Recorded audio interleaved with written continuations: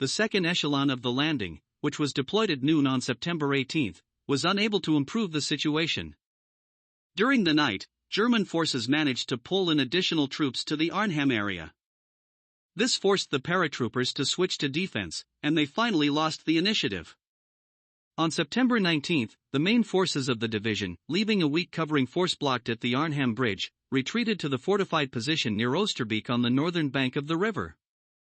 Here, divided into two parts and lacking sufficient anti-tank weapons, the paratroopers managed to repel a massive attack by the 9th SS Panzer Division at the cost of heroic efforts. Things were going much better for the Americans.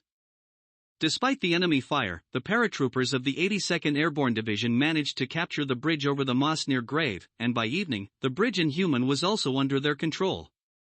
However, due to delays in the landing zone for clearing the surrounding areas, the main objective was not achieved. The bridge in Nijmegen was not taken. In the Eindhoven area, troops of the 101st Division, encountering no resistance, took control of the bridge in Sun en Brugel and entered Veghel.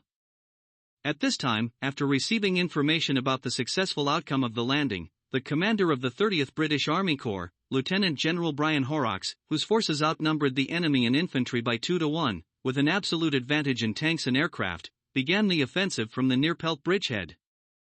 At 1400 hours, 400 heavy artillery pieces began shelling the enemy's positions, and half an hour later, a column consisting of 20,000 vehicles moved northeast.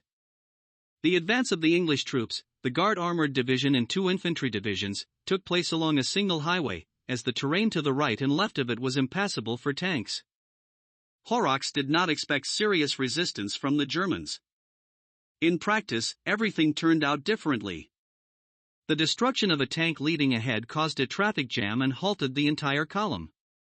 Clearing the road and resuming the march took a lot of time and effort each time, so on September 17, the British managed to cover only 6 to 8 kilometers, and the advance guard of the Corps reached the southern outskirts of Eindhoven only by the end of the next day.